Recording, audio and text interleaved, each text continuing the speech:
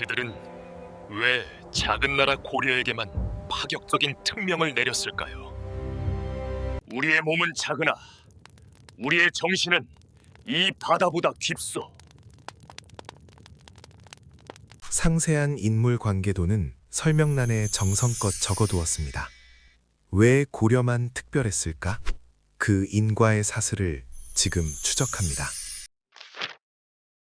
역사의 수레바퀴가 거칠게 구르던 1231년, 푸른 늑대의 후예라 불리던 몽골의 기병들이 고려의 북쪽 국경을 넘었습니다. 그들은 바람보다 빨랐고 불길보다 뜨거웠으며 지나가는 자리마다 절망의 재만을 남겼지요. 전 세계를 공포로 몰아넣었던 그들의 말발굽 소리는 고요했던 고려의 강산을 단숨에 비극적인 소용돌이 속으로 밀어넣었습니다. 유라시아 대륙을 단숨에 집어삼킨 그 압도적인 무력 앞에 작은 나라 고려가 선택할 수 있는 길은 그리 많아 보이지 않았습니다. 하지만 고려는 쉽게 무릎 꿇는 법을 배우지 못한 나라였습니다. 차가운 기록 속에서도 그날의 진동이 느껴지는 듯합니다. 백성들은 정든 터전을 등지고 험한 산성으로 더 깊은 골짜기로 몸을 숨겨야 했습니다. 집이 불타고 논밭이 짓밟히는 광경을 지켜보며 그들이 삼켰을 눈물은 차마 기록으로도 다 담지 못할 비극적 마침표였습니다. 어머니는 아이의 입을 틀어막아 울음소리를 죽였고 노인들은 마지막 기도를 올리며 땅을 적셨지요. 몽골의 화살촉은 차가웠으나 나라를 지키고자 하는 고려인들의 가슴속 불꽃은 꺼질 줄 몰랐습니다. 무력한 슬픔 속에서도 그들은 손에 손을 맞잡으며 이 모진 계절이 지나가기를 기다리고 또 기다렸습니다. 역사는 이들을 이름 없는 희생자로 기록했으나 사실 이들이야말로 고려를 지탱한 거대한 뿌리였습니다. 당시 고려의 실권자였던 최후는 흔들리는 촛불 아래서 커다란 결단을 내립니다. 그것은 바로 도읍을 바다 넘어 섬으로 옮기는 대역사였습니다. 육지에서는 도저히 당해낼 수 없는 몽골 기병의 약점을 정확히 꿰뚫어 본 것이지요. 말을 탄 자들은 물을 두려워한다. 우리는 바다를 방패 삼아 끝까지 항전할 것이다. 그의 목소리는 낮았지만 그 안에 담긴 의지는 바위처럼 단단했습니다. 신료들의 반대와 백성들의 고통을 뒤로하고 감행된 강화천도, 그것은 고려가 제국 몽골에게 던진 첫 번째 지략의 승부수였습니다. 지도는 강화도를 가리키고 있었고 고려의 운명은 이제 거친 물살 위에 놓이게 되었습니다. 칠흑 같은 밤, 수천 장의 노젓는 소리가 강화 해협의 정적을 깨웠습니다. 왕실의 보물과 서책, 그리고 나라의 미래를 실은 배들이 줄지어 바다를 건넜습니다. 달빛에 비친 바다는 마치 은색 비늘을 세운 거대한 용과 같았고 그 물살은 고려를 보호하듯 힘차게 흘렀습니다. 육지에서 강화도까지는 불과 몇 리 되지 않는 거리였지만 그 짧은 해협은 몽골군에게는 세상에서 가장 먼 거리와도 같았습니다. 거센 조류를 이용해 적의 접근을 원천봉쇄한 선조들의 지혜는 단순히 도망치는 것이 아니라 가장 유리한 전장을 직접 선택한 것이었습니다. 배 위에 몸을 실은 사람들은 멀어지는 육지를 보며 다시 돌아올 날을 기약했습니다. 강화도에 다다른 몽골군은 당혹감을 감추지 못했습니다. 눈앞에 섬이 뻔히 보이는데도 무릎까지 푹푹 빠지는 시커먼 갯벌은 무적의 기병을 비웃는 거대한 늪이었습니다. 말을 탄 기사들은 땅이 발을 잡아끄는 생경한 공포에 질렸고 썰물 때 드러나는 광활한 갯벌은 그들에게 신이 내린 저주처럼 보였습니다. 이곳은 하늘이 돕는 땅이다. 몽골 장수들이 소리치며 퇴각할 때 고려인들은 성벽 위에서 바다를 내려다보며 안도의 숨을 내쉬었지요. 대륙을 호령하던 푸른 늑대들이 갯벌 앞에서 멈춰선 순간 고려의 30년 항전은 그 서막을 알렸습니다. 지형지물을 이용한 지혜로운 방어는 무력보다 강한 정신의 승리였습니다. 강화도의 새벽은 늘 짙은 해무와 함께 찾아왔습니다. 육지에서 불과 얼마 떨어지지 않은 이곳에 세워진 임시궁궐은 화려하지만 어딘가 서글픈 그림자를 드리우고 있었지요. 30년이라는 긴 세월 동안 이곳은 고려의 심장이자 거대한 감옥이기도 했습니다. 파도 소리는 성벽을 때리며 잠 못 이루는 밤을 깨웠고, 멀리 육지에서 들려오는 희미한 비명은 바닷바람을 타고 사관의 붓끝을 적셨습니다. 고려의 조정은 이 좁은 섬 안에서 나라의 명맥을 잇기 위해 사력을 다했습니다. 비록 도읍은 옮겨왔으나 고려의 법도와 자부심만큼은 그 서슬퍼런 칼날 앞에서도 결코 무너지지 않았습니다. 안개 속에서 명멸하는 등불처럼 고려의 운명은 위태롭지만 끈질기게 타오르고 있었던 것입니다. 섬 안의 시간은 육지와는 다르게 흘렀습니다. 군인들이 성벽을 지킬 때 한쪽에서는 수만 개의 목판에 정성스레 글자를 새기는 이들이 있었습니다. 바로 부처의 힘으로 외적을 물리치고자 했던 팔만대장경의 제작이었지요. 칼이 닿지 않는 곳에 마음의 성벽을 쌓으리라. 망치와 정이 부딪히는 소리는 일정한 호흡으로 섬 전체에 울려 퍼졌습니다. 한 글자를 새길 때마다 한 번의 절을 올리던 그들의 정성은 단순한 종교적 신념을 넘어 고려라는 나라의 정체성을 지키려는 처절한 몸부림이었습니다. 철로 만든 무기보다 단단한 나무판 위에 새겨진 기록들. 그것은 훗날 몽골도 함부로 건드리지 못한 고려의 깊은 내공이 되었습니다. 정적을 깨는 목탁 소리는 보이지 않는 방패가 되어 고려의 하늘을 덮어주었습니다. 무력의 충돌이 잠시 잦아들 때면 고려의 문신들은 세치혀라는 또 다른 무기를 들고 적진으로 향했습니다. 그들은 몽골의 거친 장수들 앞에서 결코 기가 죽지 않았습니다. 오히려 그들의 자존심을 교묘하게 파고드는 날카로운 비유로 마음을 흔들었지요. 사냥꾼이 문 앞을 지키고 있는데 어느 짐승이 무서워서 굴 밖으로 나오겠습니까? 이 기막힌 비유 한마디에 몽골의 사령관들도 껄껄 웃으며 칼을 거두기도 했습니다. 외교란 상대의 강함을 인정하면서도 나의 소중한 것을 내어주지 않는 지혜의 줄타기입니다. 고려의 외교관들은 몽골의 거대한 야욕과 고려의 작은 자존심 사이에서 가장 위태롭고도 아름다운 화평의 다리를 놓았습니다. 그들의 입술에서 나온 문장들은 수천 명의 군사보다 더 확실하게 고려의 성문을 지켜냈습니다. 하지만 섬 밖의 현실은 여전히 시리고 아팠습니다.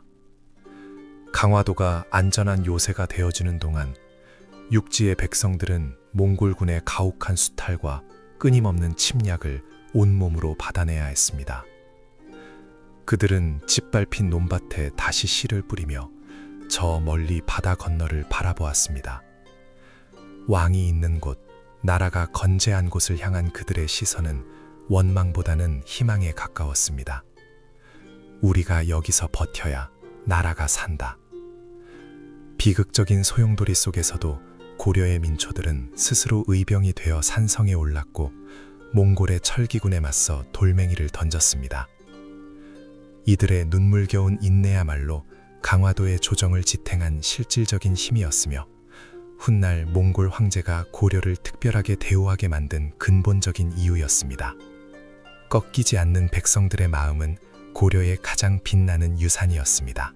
30년의 전쟁으로 양국 모두가 지쳐갈 무렵 고려는 일생일대의 결단을 내립니다. 당시 태자였던 원종을 직접 몽골 본토로 보내 화친의 길을 열기로 한 것입니다. 그것은 적의 심장부로 걸어 들어가는, 어쩌면 돌아오지 못할지도 모르는 고독하고 위험한 길이었습니다. 차가운 북풍이 몰아치는 대륙의 황야를 가로지르며 태자는 무슨 생각을 했을까요?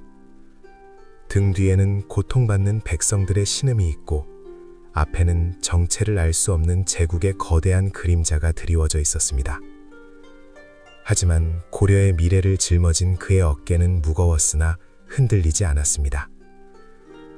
이제 역사의 무대는 좁은 강화도를 벗어나 광활한 유라시아 대륙의 중심부로 옮겨가고 있었습니다. 고려의 지혜가 세계를 통치하는 제국과 정면으로 마주하는 순간이었습니다. 태자가 마주한 대륙의 풍경은 강화도의 좁은 바다와는 차원이 다른 광활함 그 자체였습니다. 지평선 끝까지 이어진 초원은 마치 살아있는 거대한 바다처럼 출렁였고, 그 위를 달리는 말발굽 소리는 고려의 운명을 싣고 달리는 고동 소리와도 같았지요. 태자는 마차의 작은 창 너머로 낯선 풍경을 응시하며 자신이 짊어진 나라의 무게를 다시금 되새겼습니다. 30년의 전쟁으로 피폐해진 강토와 굶주림에 지친 백성들의 얼굴이 주마등처럼 스쳐 지나갔을 것입니다. 이 길의 끝에 무엇이 기다리고 있을지 아무도 알 수 없었으나 태자의 눈빛만은 북극성처럼 고요하고도 선명하게 빛나고 있었던 것입니다. 대륙을 가로지르는 바람은 차가웠지만 고려를 살려야 한다는 태자의 의지는 그 어떤 화마보다 뜨겁게 타오르고 있었던 것입니다. 그 무렵 몽골 제국의 심장부는 거대한 권력의 폭풍전야와 같았습니다. 대칸이었던 뭉케가 갑작스럽게 세상을 떠나자 제국은 후계 자리를 놓고 쿠빌라이와 그의 동생 아리크부카의 치열한 대립으로 갈라졌지요. 쿠빌라이는 전장에서 승전보를 울리던 용맹한 장수였으나 황제의 자리에 오르기 위해서는 명분과 지지가 절실히 필요했습니다. 화려한 금빛 장식으로 수놓아진 막사 안에서 그는 타오르는 화로를 바라보며 천하를 다스릴 방법을 고민하고 있었습니다. 무력만으로는 세상을 얻을 수 있으나 다스릴 수는 없다. 그의 머릿속은 제국의 미래를 설계하는 복잡한 수싸움으로 가득 차 있었지요. 바로 그때 저 멀리 동방의 작은 나라 고려에서 태자가 자신을 찾아오고 있다는 소식이 전해집니다. 태자의 선택은 과감하고도 영리했습니다. 권력의 저울추가 어디로 기울지 모르는 위태로운 상황에서 그는 아리크부카가 아닌 쿠빌라이를 직접 찾아가는 승부수를 던졌습니다. 쿠빌라이는 자신의 진영을 찾아온 어린 태자를 보고 크게 놀라며 반겼습니다. 고려는 당나라 태종도 굴복시키지 못한 나라가 아니더냐. 그런데 그 나라의 태자가 나를 직접 찾아왔으니 이는 하늘이 나를 황제로 인정한다는 뜻이다. 쿠빌라이의 목소리는 대륙의 바람처럼 웅장하게 울려 퍼졌습니다. 태자의 이 영리한 방문은 쿠빌라이에게는 강력한 정치적 정통성을 부여해 주었고 고려에게는 멸망이 아닌 공존의 길을 열어주었습니다. 두 인물의 시선이 마주치는 순간 30년의 전쟁을 끝낼 평화의 씨앗이 대륙의 흙 속에 깊이 심어지는 역사적 찰나가 완성되었습니다. 쿠빌라이는 기쁨의 표시로 태자에게 파격적인 약속을 건넵니다. 이것이 바로 역사가 기록한 세조구제의 시작이었습니다. 고려의 모든 제도와 풍속을 바꾸지 마라. 너희의 나라는 너희가 다스리며 너희의 옷과 머리 모양을 그대로 유지할 수 있도록 내가 보장하겠다. 이는 몽골의 말발굽에 짓밟힌 수많은 나라 중 오직 고려만이 누릴 수 있었던 유일무이한 특권이었습니다. 대륙의 늑대와 반도의 용이 서로의 존재를 인정하며 맺은 이 약속은 단순한 종속이 아닌 고도의 외교적 결실이었습니다. 태자의 담대한 용기가 일구어낸 이 기적 같은 합의는 훗날 원나라의 간섭 속에서도 고려가 독자적인 국가로서의 정체성을 잃지 않고 천년을 버텨낼 수 있게 한 든든한 방패가 되어주었습니다. 황궁의 신료들은 황제의 이례적인 대우에 술렁거렸습니다. 정복한 나라의 풍습을 이토록 완벽하게 보존해준 사례가 없었기에 그들의 눈에는 이 상황이 도저히 믿기지 않는 이변과도 같았지요. 하지만 태자는 주변의 시선에 흔들리지 않고 황제의 호의를 차분하고 정중하게 받아들였습니다. 그것은 비굴한 굴복이 아니라 지혜로 나라를 구한 승자의 미소에 가까웠습니다. 무력은 육체를 지배하지만 예우는 마음을 움직인다. 태자는 그 짧은 만남을 통해 제국의 황제를 감동시켰고 고려라는 나라가 결코 만만히 볼 상대가 아님을 전 세계에 알렸습니다. 긴 여정의 피로는 사라지고 이제 그의 가슴 속에는 고국으로 가져갈 평화의 전원이 가득 차올랐습니다. 밤하늘의 별들이 태자의 귀한 길을 축복하듯 유난히 밝게 빛나고 있었습니다. 태자의 옥새가 묵직하게 찍힌 그날의 기록은 단순한 종이 조각이 아닌 고려라는 나라의 영혼을 지켜낸 거대한 방패였습니다. 세조구제, 즉 고려의 옛 풍습을 그대로 유지해도 좋다는 황제의 특별한 허락은 제국 몽골이 정복한 수많은 나라 중 오직 고려에게만 허락된 유일한 기적이었습니다. 이는 고려가 비굴하게 목숨을 구걸한 결과가 아니라 30년의 끈질긴 항전과 태자의 영미한 외교적 승부수가 맞물려 만들어낸 값진 전리품이었지요. 이 문서 한 장으로 인해 고려는 멸망의 위기에서 벗어나 독자적인 국가체제를 유지하며 천년사직의 명맥을 이어갈 소중한 시간을 벌 수 있었습니다. 역사의 거친 파도 속에서도 고려라는 이름이 지워지지 않았던 것은 바로 이 차가운 기록 속에 담긴 뜨거운 지혜 덕분이었습니다. 강화 해협의 물살을 다시 거슬러 올라가는 백성들의 눈에는 만감이 교차했습니다. 30년 만에 밟아보는 고향 땅의 흙은 여전히 부드럽고 따뜻하게 그들의 발을 감싸주었지요. 비록 성벽은 무너지고 논밭은 황폐해졌으나 다시 집을 짓고 씨를 뿌릴 수 있다는 희망은 그 어떤 절망보다 강했습니다. 아이들은 낯선 고향의 들판을 뛰어다녔고 노인들은 흙을 어루만지며 소리 없이 눈물을 훔쳤습니다. 전쟁의 비극적 마침표는 찍혔고 이제 고려는 파괴된 강산을 재건하며 새로운 역사의 한 페이지를 써내려가기 시작했습니다.